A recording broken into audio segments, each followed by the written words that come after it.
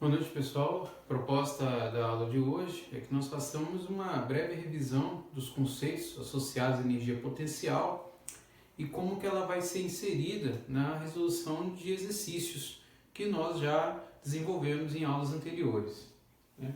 Todo o nosso estudo tem passado pela determinação de um conceito associado ao que nós chamamos de energia potencial, né? E dentro dessa ideia associada à energia potencial, algo que nós falamos com muita frequência ao longo desse curso foi do conceito associado a uma força que nós chamamos de conservativa, né? Então, o que é conservativa? O que é uma ação de uma força conservativa? A ação de uma força conservativa é sempre dada na situação em que você aplica uma força sobre uma partícula que descreve uma trajetória, só que é uma trajetória bastante peculiar. É uma trajetória de uma curva fechada, onde o ponto de partida e o ponto de chegada, ou seja, o ponto inicial e o ponto final, é o mesmo.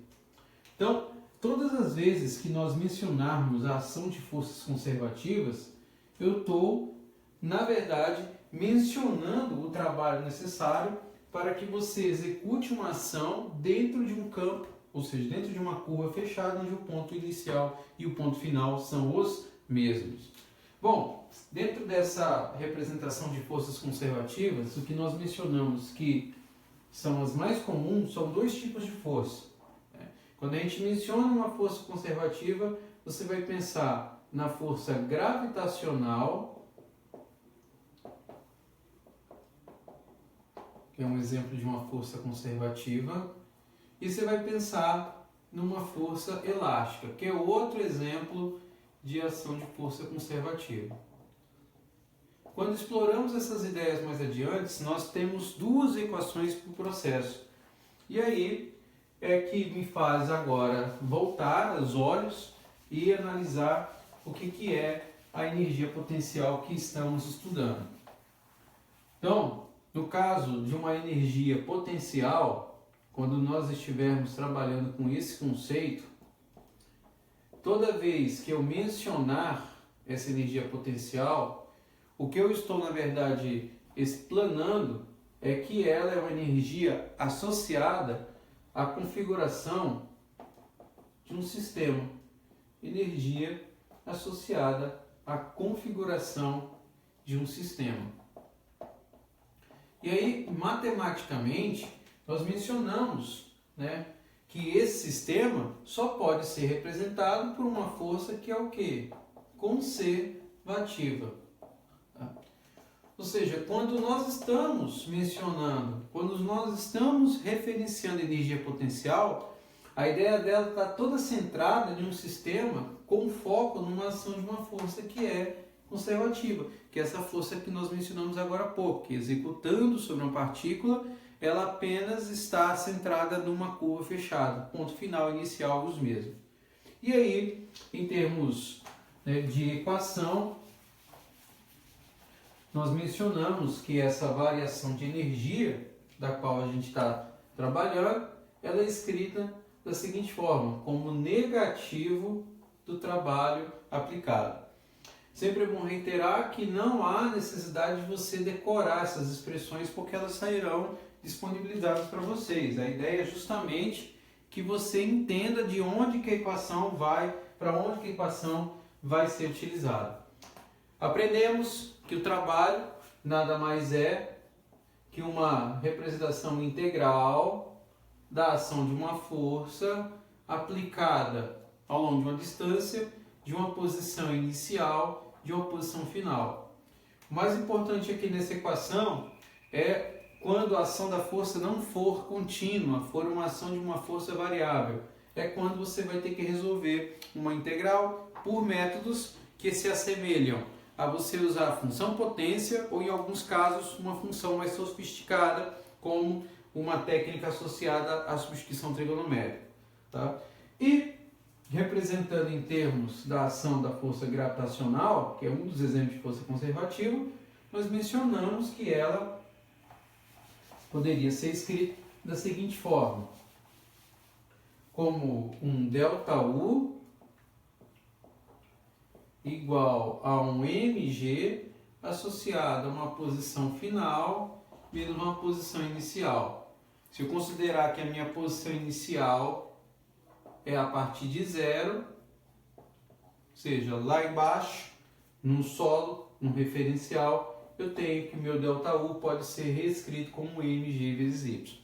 Esse é um dos casos de forças conservativas. O outro caso, que nós também demonstramos, é quando eu trabalho com uma ação de uma força elástica, que é da forma kx² sobre 2. Então, o grande mérito dessas duas equações aqui é você entender quando vai ser usada uma e quando vai ser utilizada a outra. Então, aqui estou mencionando a ação de energia potencial gravitacional. Aqui estou mencionando a ação de energia potencial elástica. Por quê? Porque você está aqui associando a energia como sendo proporcional à ação dessa constante de elasticidade devido à lei de Hooke, né? Em termos de você lançar dados, fica tranquilo, porque a diferença técnica é que em uma vai a gravidade e a outra você tem uma constante de elasticidade. Fazendo isso, não tem muito mistério para você resolver, correto? Um outro processo que nós mostramos e que é de grande interesse para nós é quando nós falamos, né, na verdade, de conservação de energia mecânica, né? Conservação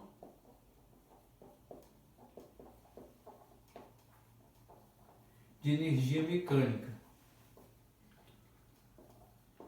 Na conservação de energia mecânica, o que temos que ter em mente é que ela é uma contribuição de soma de duas formas de energia, a energia potencial e a energia cinética. Ou seja, se eu menciono a minha energia mecânica, ΔE mec, ela é um ΔK cinético mais um ΔU que é potencial. O detalhe que está aqui associado a esse tipo de energia é sobre o fato dela ter a ação de uma força externa ou não. Se você não tem a ação de uma força externa qualquer, você trabalha no sistema isolado de forças conservativas, então a energia mecânica do sistema não se altera. Olha que informação importante.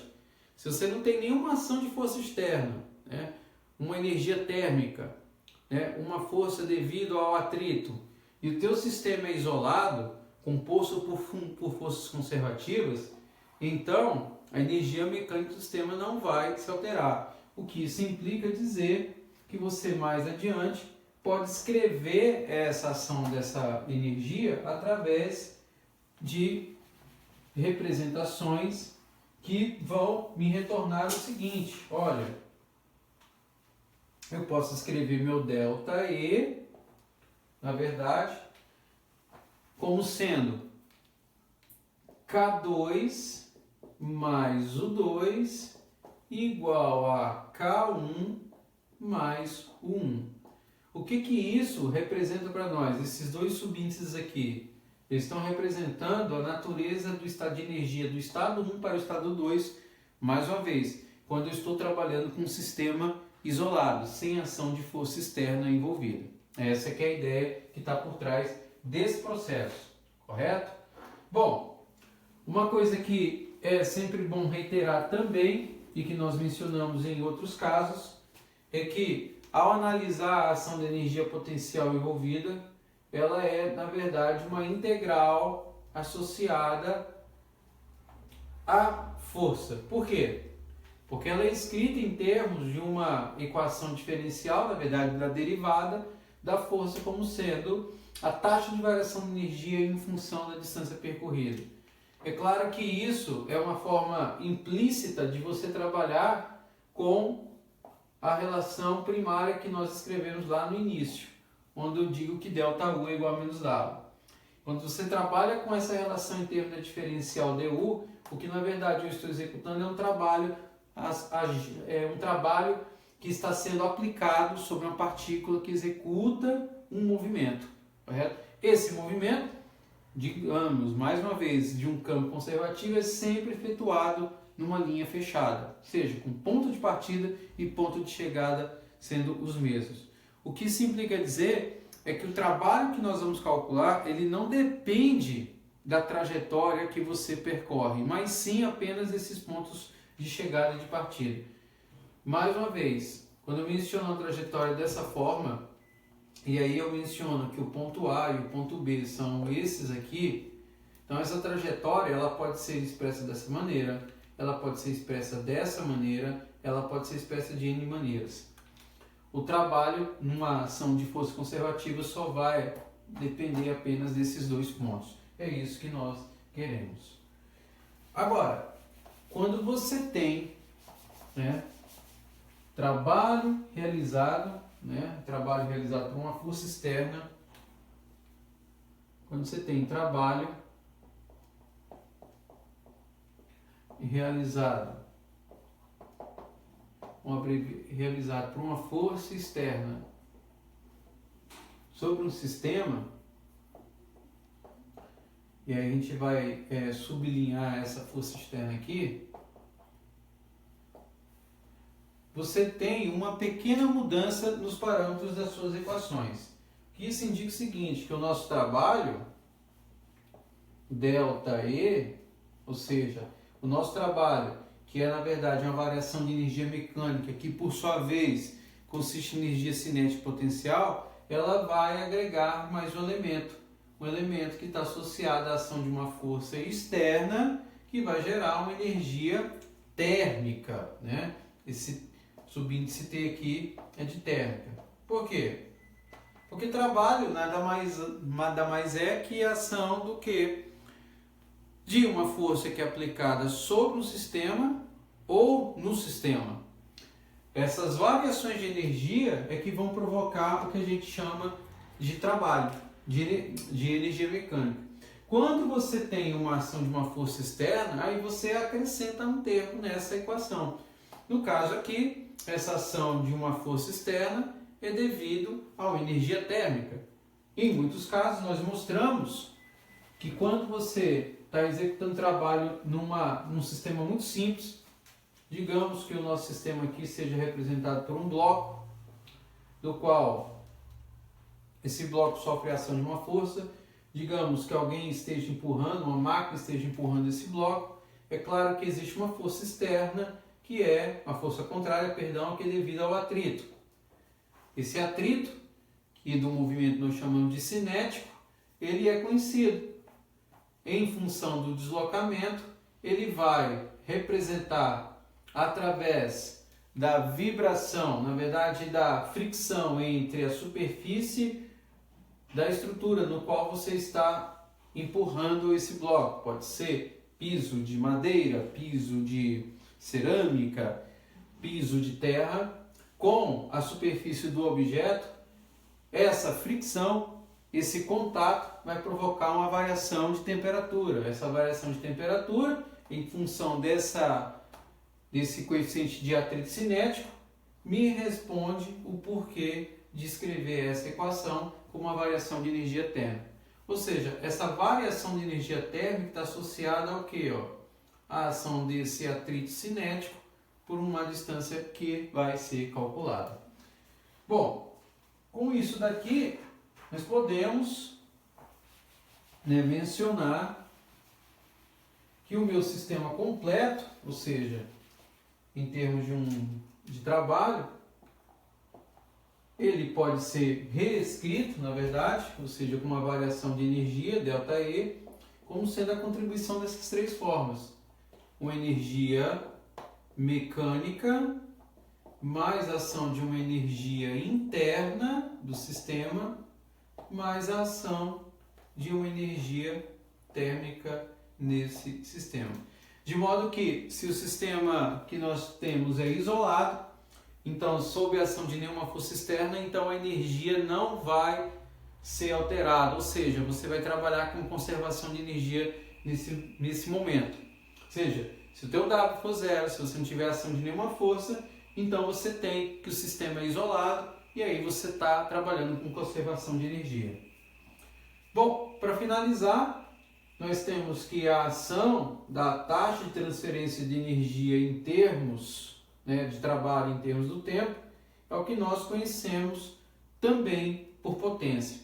E esse caso é o que nós vamos usar aí para montar um exemplinho de como nós podemos fazer usufruto de uma expressão técnica para a resolução de um problema aplicado, correto?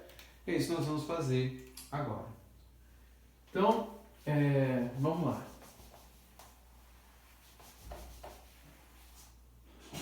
Imagina que eu tenha uma estrutura, um bloco, né? Exemplo 1. Nós temos um bloco que está num plano do tipo inclinado.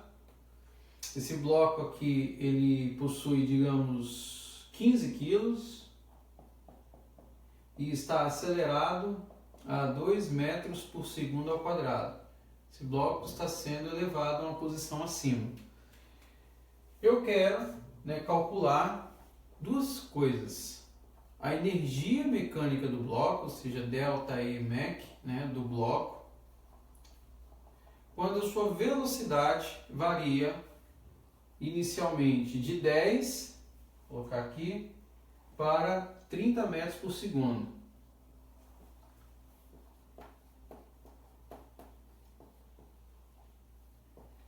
E no item B, nós vamos querer aqui, no caso, a taxa de transferência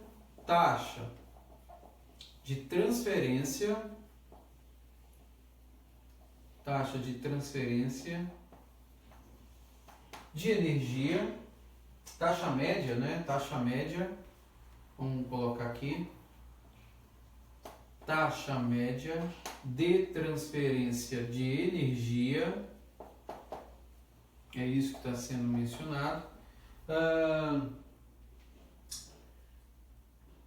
para o bloco, taxa média de transferência de energia para o bloco. Bom, isso aqui é um típico exemplo onde você vai associar elementos que você aprende em Física 1, alguns elementos de Física 2, com o que a gente tem feito aqui nesse curso de Mecânica Aplicada. Então você tem dois dados, velocidade inicial e final, você tem um bloco, nós temos um ângulo de subida para esse bloco, digamos aqui de 5 graus, e aí eu quero calcular duas coisas, energia mecânica do sistema, no caso do bloco, e a taxa média de transferência de energia. A ideia que está por trás desse exemplo, que serve para a maioria dos exemplos que vocês podem fazer uso, né, ao estudar para uma avaliação, é saber onde que você vai encaixar cada peça desse problema. Você vai ter uma coleção de fórmulas e você vai, através dessas fórmulas, tentar identificar qual é as ações que você pode aplicar para resolver esse problema. Então, nós mostramos agora há pouco que energia mecânica, né, num sistema isolado, né, a gente escreveu isso agora, né, ela é uma contribuição de energia cinética mais uma energia o quê? Potencial, correto? E aí é porque é interessante você fazer uso das expressões e tentar conectar com as fórmulas. Olha, energia cinética. Quando você fala de energia cinética, você aprendeu lá atrás, vamos escrever aqui, que ela está associada a duas coisas. A ação da massa e da sua velocidade, uma variação de velocidade, que vai ficar escrito ao quadrado, correto? Bom, você tem a massa envolvida e você tem duas velocidades, então você tem energia cinética. Então, se você sabe que essas informações aparecem, então você já pode jogar e calcular. Então, ΔK, eu sei que é m sobre 2, que é v quadrado f menos v quadrado i. Daí, o que a gente faz? Substitui os dados envolvidos e resolve. Então, você tem lá que ΔK vai ser igual a massa, que é 15 sobre 2, e aí você substitui os dados. Então a velocidade varia de 10 para 20, então 20 ao quadrado menos 10 ao quadrado. Percebe que já está em metros por segundo, eu não preciso fazer conversão. Então ΔK vai ser igual a 15 sobre 2 E aí você faz as contas, né?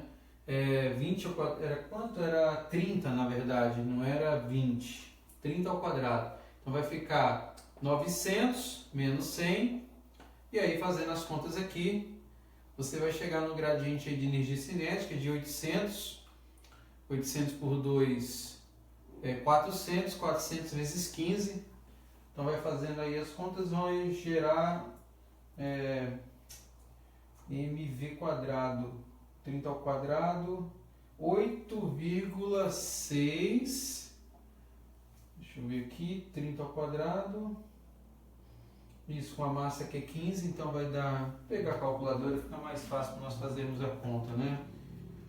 Então aqui, 800 vezes 15 dividido por 2, então 6.000.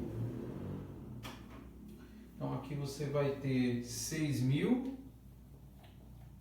joules. E daqui nós vamos agora calcular, né, o próximo processo, que é a energia potencial. A energia potencial, a gente sabe, que eu também já mostramos ali atrás, que é M vezes G vezes um Y, está associado a uma altura. E aí você observa que na figura é possível calcular isso, porque você tem um ângulo, a altura não está sendo dada de forma explícita, é implícito isso daqui. E o que eu precisaria para resolver nesse caso é a distância pela qual o bloco sobe. Se você observar bem, o y que ele está associando nessa equação está aqui. Então, se eu tiver essa distância, com o ângulo, eu mato o problema. E aí, como é que você calcula essa distância pela qual ele sobe? De novo, usando os dados que nós apresentamos no enunciado. E aí você usa um recurso lá da física básica, que é a lei de Torricelli, que indica que V2 igual a V0 quadrado mais 2 vezes A está associado a esse deslocamento ΔX. Então você tem lá 30 ao quadrado, a velocidade é 10 ao quadrado, mais 2 vezes a aceleração que é 2 e o ΔX que nós queremos encontrar. Então daqui você tem 900 igual a 100 mais 4 ΔX. Então, fazendo as contas aqui, você vai chegar no ΔX igual a 200. Ou seja, 200 metros é a distância nesse plano inclinado que esse bloco vai subir.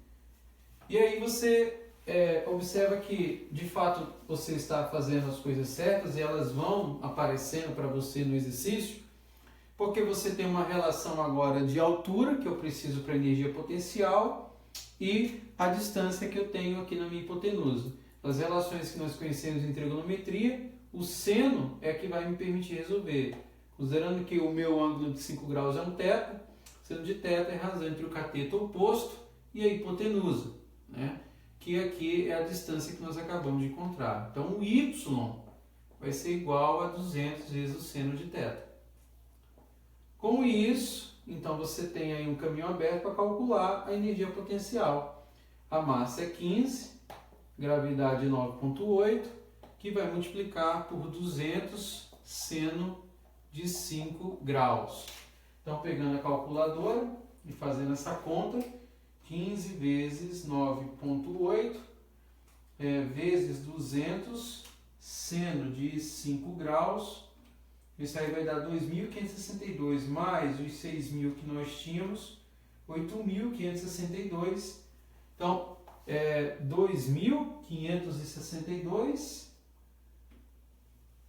aproximadamente 2.562,3 joules. E aí, somando com o resultado que nós tínhamos lá para a energia cinética, nós temos a energia mecânica do sistema sendo calculada. Então, fazendo essa conta aí, a energia mecânica do bloco é de aproximadamente aí 8,6, né, 6.000 mais 2.500, 8,6 vezes 10 a terceira, isso aqui em joules, né? E aí a gente tem resolvido a primeira parte desse exercício. Perceberam que as fórmulas elas foram aparecendo por quê? Porque você identificou o que precisava ser feito. Era energia mecânica? Beleza, então você vai em energia cinética e energia potencial. E com os dados, você já vai aplicando as substituições. Percebe que muitas vezes você vai ter que fazer uso de uma figura, como nesse caso aqui foi preciso. E feito isso, não tem muitos mistérios. A segunda parte do exercício é a taxa média com que a energia é transferida, né? A taxa média com que a energia é transferida. Toda vez que eu fizer menção ao termo de taxa, né, eu estou falando de uma derivada. Isso a gente aprende no cálculo. Então, no caso aqui, a menção que ele faz é na taxa de transferência de energia para o bloco. Então, essa taxa de transferência de energia é o que a gente entende como sendo o quê? Como sendo a variação do trabalho em termos do tempo. Taxa de variação de energia, ΔE sobre ΔT. Ou seja, uma das relações que também é bastante conveniente trabalhar em exercícios dessa natureza é que você vai linkar o resultado de um passo anterior para poder resolver o outro. Ou seja, só consigo resolver esse cara aqui se eu tiver essa informação. Daqui então o que me falta é calcular essa variação de tempo. Então a gente sabe lá que a aceleração é ΔV sobre ΔT, correto? Bom, nós sabemos então que o nosso ΔT aí vai ser essa variação de velocidade, que é 30 menos 10, pela aceleração, já mudando aqui que é 2. Então nosso ΔT é igual a quanto? A 10 segundos. Daí eu venho e substituo os dados que me foram fornecidos. Então eu tenho lá que a minha potência, P, que eu vou calcular, é nada mais do que a gente fez aqui no item A, que é o 8,6 vezes 10 a terceira, dividido por 10, que é 10 segundos. E aí, fazendo essas contas, você chega aí no valor de 860, 8,6 10 ao quadrado, watts, que é a potência que nós precisaríamos calcular. E com isso a gente resolve o exemplo. Também um caso em que você só faz usufruto de uma expressão se você substituir em outra com base no cálculo anterior. E com isso a gente tem uma breve revisão dos conceitos que nós aprendemos, que são complementados pelas aulas anteriores, beleza? Muito obrigado, se curtiu dá aquele like lá, se inscreve no canal quem não se inscreveu e compartilha aí esse conhecimento para quem tiver interesse, beleza? Muito obrigado, valeu!